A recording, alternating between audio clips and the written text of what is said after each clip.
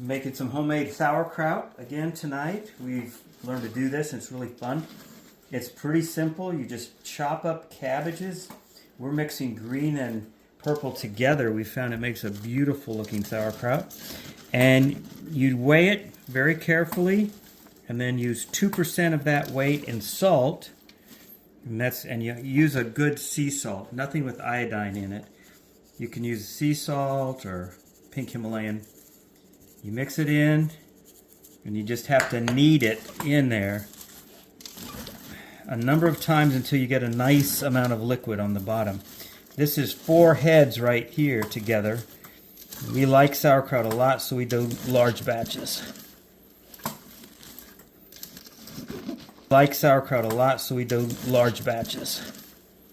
You take this core piece out where the stem is, because you want all the nice grainy part. You don't want a big old chunk. And you take 2 leaves off.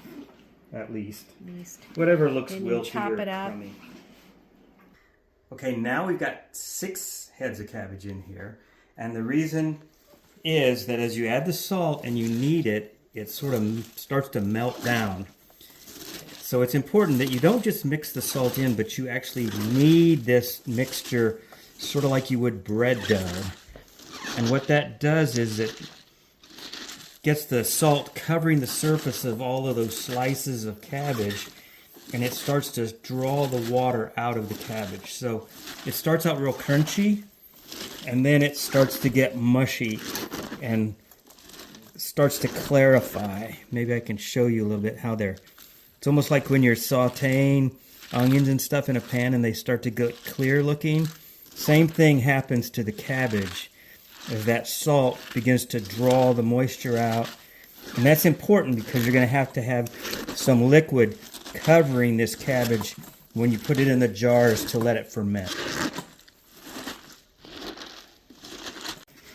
And you actually will do this several times. We'll mix it really thoroughly and knead it like we're doing. Then we let it rest for 15 to 20 minutes, sometimes 30 minutes.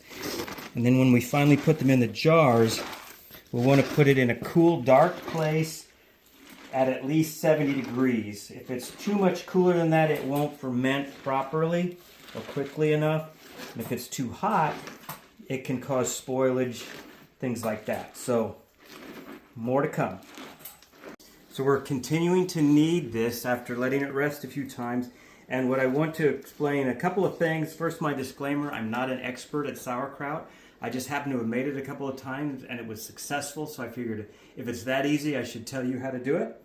Secondly, you may wonder, why is he kneading that stuff with bare hands? Well, as long as you wash your hands thoroughly, all the way up to the elbow for at least 20 seconds, wash them really good. Bare hands are just as good as if I was wearing a barrier.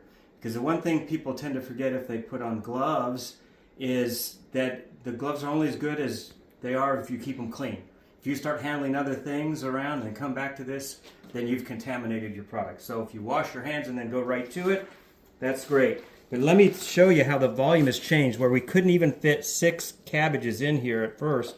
Now we've got about half of a pot full, and see the liquid coming up through there?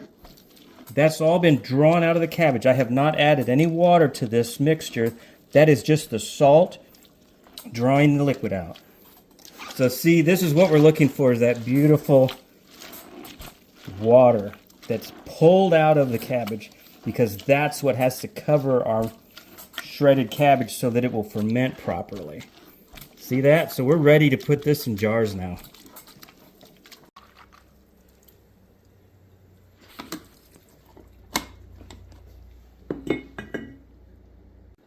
Okay, so we've packed our 6 cabbages into 5 half-gallon jars. And as you can see, I'm using my handy-dandy stomper thing, which these are really nice. I did it without this the first time, and it was a lot more work. So you can see I'm pressing it in so this liquid comes to the top on all of these. And you'll notice I'm leaving about a 4-inch gap, at the top of the jar. Believe me, you do not want to ignore that. Make sure you leave plenty of room at the top of the jar, because if you don't, you will have a mess to clean up, because as this ferments, it's going to expand and it's going to bubble and foam and everything else. So it's very important to have at least 4 inches at the top. Last but not least, we want to make sure that our concoction stays submerged in the liquid. So this is just the way I do it. You don't have to. Some people use stones and weights, and you can look up all kinds of stuff. I take a little baggie and fill it part way with water because it's so flexible and it fits right in there. And then we've got these weights, because that would probably do it fine, but we've got these glass weights that you can buy, and I set that in here. This is really made for a quart jar, but the half gallon is a little wider. That's why I use the baggie with water inside, so it'll fit this wider jar. So I just use this weight and put that on there. That way that liquid will all rise around it, because you don't want any of the cabbage to be exposed to air, or else it will turn black. It'll be ugly. You could always peel it back and still use it, but it's better to avoid that. So we put this in, kind of shift it around a little bit, and then we put our weights in on top. So these are ready to go. I got to get one more weight.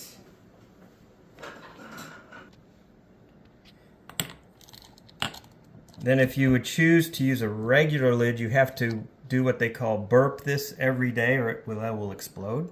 You don't want that. But we get these self-venting caps that you can buy.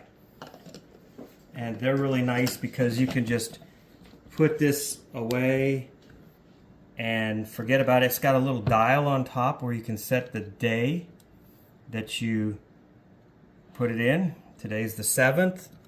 So I can mark it at the 7th. That way it reminds me when I started this ferment, because it's going to take at least a couple of weeks. And the thing you can do is, if you're not sure how things are progressing, you can always open one up and taste your ferment. And when it tastes the way you like it, you can put it in the fridge, and that stops the ferment. Now the interesting thing is, I don't think I'll give it away yet, but you see how you've got the purple and the green cabbage all mixed together in there? Well, wait till you see this after it's fermented. It's beautiful. Thank you for watching Travels with Debbie and Randy. We'll see you soon with the final result.